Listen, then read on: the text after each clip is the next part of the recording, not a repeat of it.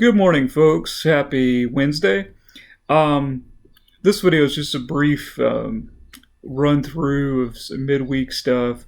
First of all, I went through, you'll notice, I went through your reflections from last week and commented on. I am, you know, very much impressed with the type of reflecting that you're doing. Some of you are sharing that, your lives are not easy, and yet the vast majority of you are turning in your material on time and complete, which is, there's something to be said for that, and I very much appreciate it. I also appreciate the questions that I've been getting that have been texted to me and emailed to me.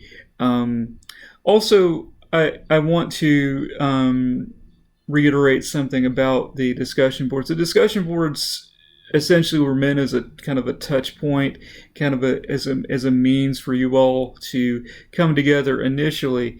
You can, and I encourage you to do this, and some of you have taken your own initiative on this, exchange phone numbers. You can also email your group members through your actual group page as well if you want to do that. But I would encourage you to exchange each other's emails or phone numbers if you're comfortable with that, so that you can have more immediate communication, because some of you have incredible work schedules. Some of you have just really intense class schedules on top of that. Some of you have talked about the number of assignments, for example, in other classes, and also trying to keep up with your materials for this class. So, all of that, taking all that into consideration, being able to text your group members and so forth is probably the best option. Also, if you're in a group of, say, 3 to 4 people, which you all are, and maybe only 2 of you have been participating regularly, as I've tried to reiterate with my responses to you individually, if only 2 of you are participating and the 2 of you decide upon a research area, go ahead and pursue that. And if the other person comes on board, great, they'll have to plug in somewhere. Okay, but if they were not there for the initial discussions, it's on them. It's not on you, right? Because you are participating, you are putting forth the effort, and that's what we're going for. Okay, so keep that in mind. I am not out to cause your grade to suffer in any way because of the lack of effort of somebody else, okay? I am interested in what you are putting into the class, okay, individually, all right, whether that's, your individual participation, say, on a given draft or in a reflection, or group participation in terms of discussion, in terms of, even if it's effort that I can't see, right? That's what you articulate in your reflection. If you have a 20-minute conversation or longer, with a group member about something, talk about that in your reflection. Let me know, hey, we communicate back and forth on this. Some of you just had a couple of you had brilliant descriptions of your thought process, in terms of how you came up with your research questions and so forth. And, that kind of stuff is great, because that indicates and demonstrates intellectual effort, right? So, again, very well done. A couple of other things I want to clarify that you all brought up, a couple of you brought up in your reflective pieces. So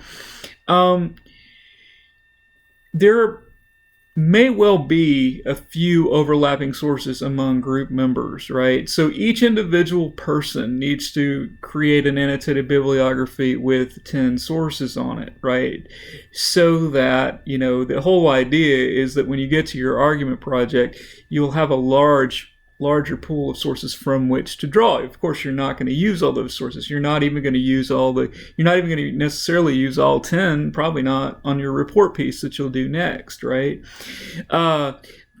So there is some allowance for some overlap of sources. Now, I don't want to see even, more than, say, 3 or 4 of the same source on each group member's annotated bibliography, but 2 to 3, possibly even 4, depending on the topic, right, and how specialized the topic is. That's understandable that there may be some overlap. However, whereas the bibliographic aspect, that's going to be the same, obviously, because if you're using APA, everybody's going to have the same APA bibliographic citation, etc. The annotation should be different. The annotation should be unique to every individual person's annotated bibliography, because ideally, everyone's a unique writer, for one. Secondly, if you are each looking at a different aspect of the overall research topic, you're going to have different considerations with regard to the information in the source, right? So that needs to be indicated in the annotations. So that's just to clarify, because some people understandably had some anxiety about that. So that's one thing that you want to that you want to keep in mind. So another thing is sources not gathered through the databases. Now, depending on your topic, right, it might be more difficult to find sources via the databases. Now, I wouldn't just kind of give up out of hand with a single search, right? I would spend, before you just give up on the databases, and you should, reasonably, you should probably be able to get maybe half your sources from the databases minimum. There might be a couple of topics where not doing so would be understandable. But the idea is you can, oftentimes, you can look at corollary subjects. For example, if you're looking at consumer products or specific consumer product, you can look at trends. You may not find something specifically on that consumer product, but you can look at, the psychology of consumption, or of advertising, or different things. You can think in terms of subjects related to what you are writing, although maybe not necessarily absolutely directly related, but still related, that you can, using your own creativity, tie into what you're talking about and show how that's relevant. Okay, you can approach things that way as well in terms of getting sources. Now, in terms of sources not from the databases, you have to be extremely careful, because, as we all know, first of all, there's a lot of material out there that's just at 100% made up, and you'll see this, quote unquote, both on the right side and the left side. Okay, people just making stuff up to enrage people, right, or to incite fear, right, or people grossly exaggerating stuff, right. So you got to be careful. You got to you need to look, for example, who's the publisher of the material, right, and almost any and all website will list who their publishers are. You might have to look for it, but it'll list it. And, once you figure out that publisher, you might have to do some background information. If this publisher is from a think tank, right? If this publisher, you shouldn't use it. right? Because why? Because those are organizations that are essentially funded to put forth a particular agenda. Again, be it left or right or whatever. Those aren't credible. Okay. Or for example, the classic example is, you open a magazine and there's a whole article on the heart and heart disease, and it's really glossy and glossy pages or whatever, or modern postmodern era, really amazing website with 3D graphics and so on and so forth, and voiceovers and everything. Come to find out, you look on the website, or you look in the article, and in midway through the data, or clicking through the pages and whatnot, or the presentation, what have you, they start talking about a particular drug, and how this drug is incredibly successful at treating X, Y, and Z related to the heart. And then come to find out, you look at you see who the publisher of the website is, the owner of the website, and it is the producer of said drug, right? So obviously they have a stake in the advertising of that drug, and and so that's not a credible source. Okay, so you got to be real. You got to be really careful. About stuff like that. So if you have a question, right, about a source, you can always send it to me, and I will, time permitting, take a look at it and call into question, anything that I think is odd. We have to be really careful this day and age about being, sort of mesmerized by how slick a particular presentation may be of information and so forth. I may or may not have used this example before. If you had my class before, you probably heard this example. Students were talking about flat Earth, in one of my classes, and their response was, well, their website is just so nice. And so forth. So in other words, the students were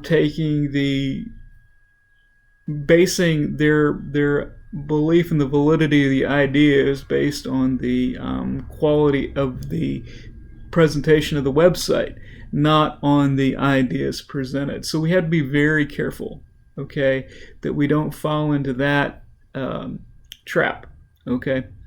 So again, my absolute preference is, for various reasons, is that you use the databases, and that you click on scholarly or peer-reviewed material, and you go that route. Again, in this annotated bibliography video tutorial folder, in week 1, I believe it was, there is a tutorial on various different ways to cite and various citation aids that are available. One in particular they go into great detail about. Okay, so you have some options there. You have my little cheat sheets that I put in your material as well. You also have my discussions of the samples in there, and please, if you look at those samples, also watch those little videos on the samples.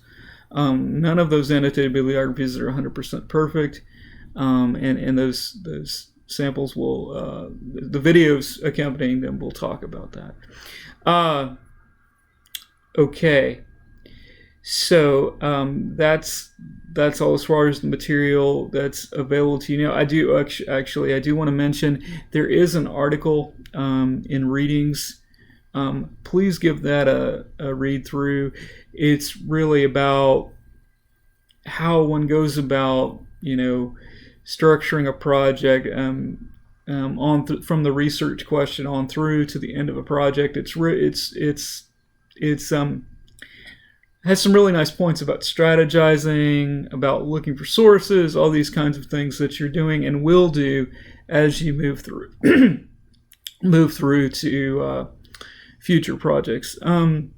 So in the next couple of days, I hope to have information up about your folio, which will be your final exam for the class. And you can actually start, once I get this material up, you can actually start working on your folio at any point.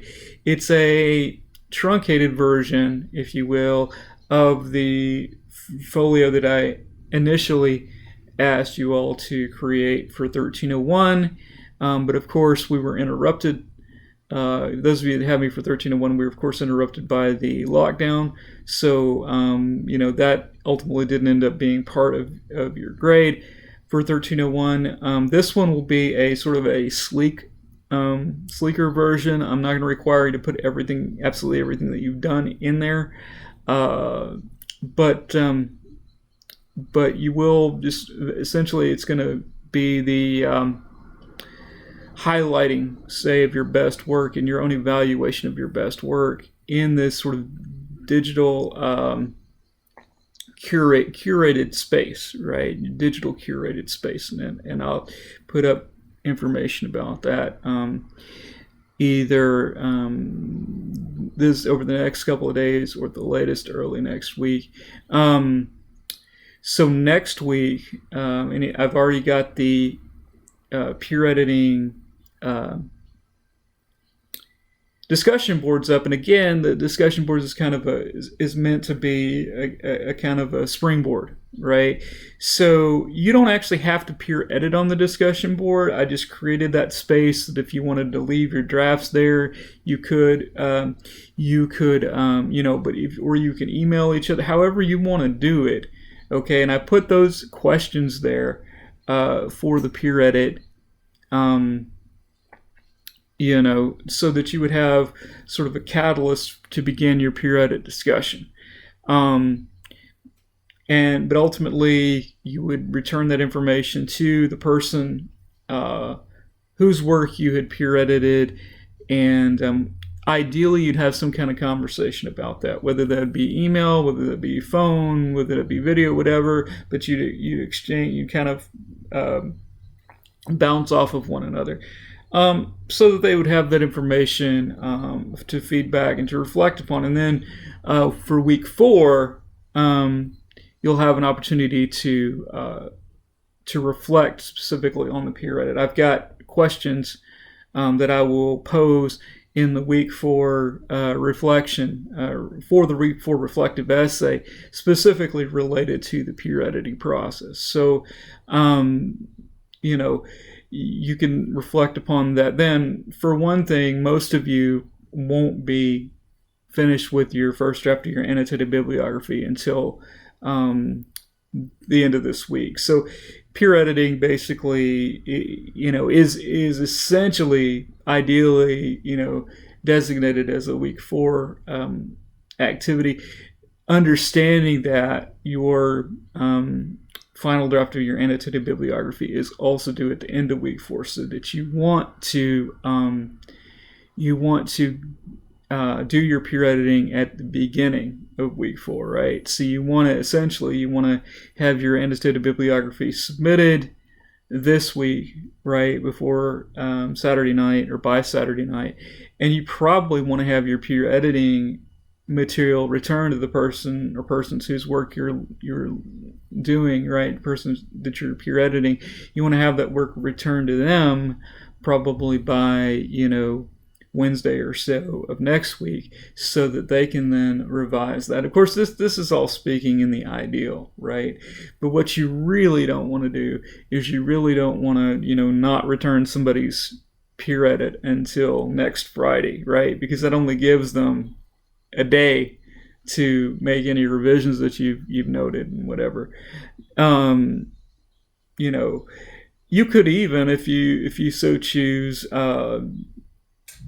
peer edit through text message. There's absolutely nothing wrong with that, and that's a fairly immediate way to do it. If you do that, you can always, and I would recommend this. I would take screenshots of the text messages, so that you would have the option of ultimately including that in your folio later on, right? So I would take screenshots of your text messages with the peer edits in them, you know, so that you have that, and that's archival, right? You can use that later on, perhaps. Okay, not to say that you have to, but you could, right? All right. I think I've been sort of yammering on long enough for everybody. All right. Again, happy Wednesday. As always, text me if you have any questions. All right.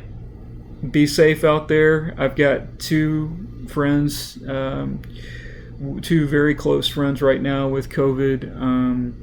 A physician friend of mine is confirming that regardless of what people are saying, the hospitals are overrun again. If you need to get tested, go to the city website, and it'll list places that you can get tested for free. But understand that most of those places there's a wait in terms of when you get your results back. So if you have to get tested immediately, there are clinics that will do it. I mean, get your results immediately. There are places that will do it. Those are slightly costly. So just be very, very careful. Wear masks when you're out. And distance yourselves from those, particularly those who are not wearing masks, because the masks protect other people from you, not the other way around. Okay? So, unless you've got the N95, which most of us do not. I certainly don't. All right, just be vigilant, be safe, be smart. All right.